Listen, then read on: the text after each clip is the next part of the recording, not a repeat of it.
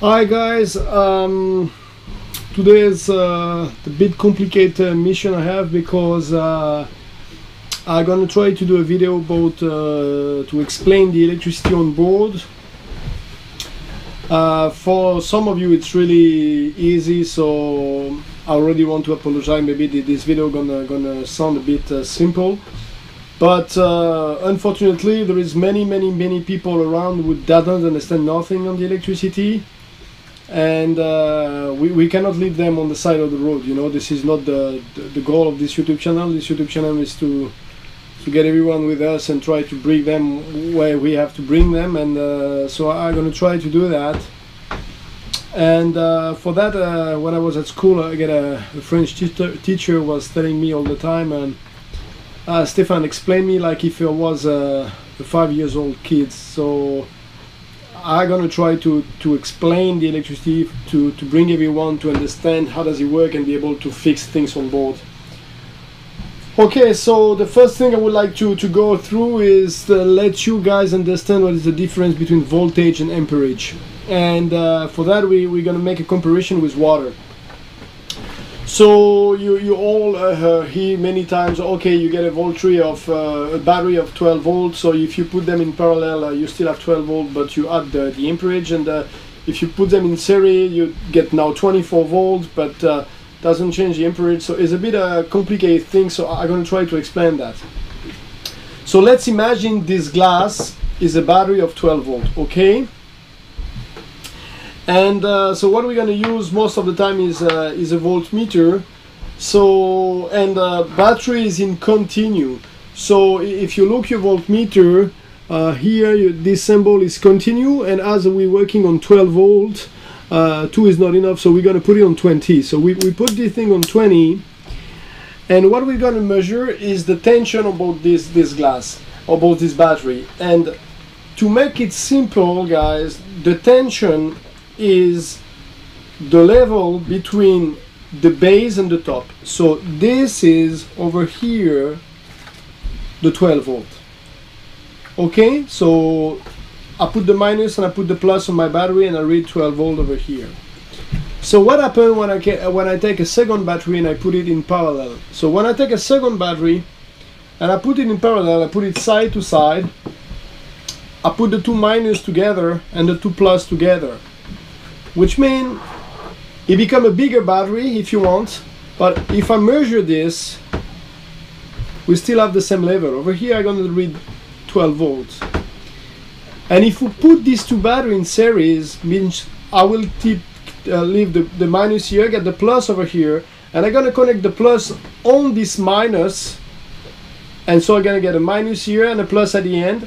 And now if I measure these two batteries like this, we get 24. We double the high of the voltage.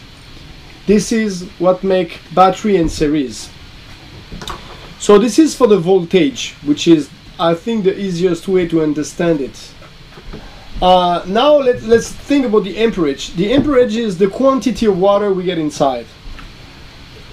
And so you connect this battery with one of your appliances, let's say a telephone or whatever. So you get a wire over here and you connect this wire to your telephone, and your telephone start to get energy going in. This energy is the water, and so you will slowly get less and less and less and less water inside, and more big is the appliance at the end, more faster you get water going out of these things. And this is what is the amperage, the quantity of water you get inside of this level. So now you have to understand all the appliances on your boat take energy out of the glass, and as you saw in the video before, the appliances will give you energy on the glass are the alternative of your motor or your solar panel. So these two things bring water inside the glass. So these two bring water, these two get water out.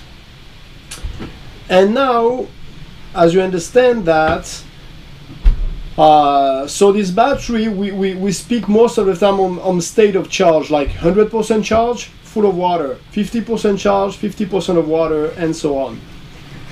There is different type of battery. There is a water battery with acid, we call plum battery. You get gel battery, lithium ion battery. They are all kind of different battery, and they all have a different number of cycle in life, and that's what makes the difference of the battery. To make it simple, I will give number, but this is not the right. Get the book of your battery or go online to see what it is and how many cycles they get. Normally, most of the times, a battery bank, a normal battery like service battery, she get a 3000 cycle, so you can charge it and discharge it 3000 times, which means 360 days per year, 8 years of life. But these 3000 cycles are, if you make a discharge, let's say between 100% to 80%. This is what we call low discharge. If you go on a medium discharge, so from 100 to 60, they probably get like 200 cycles of a year.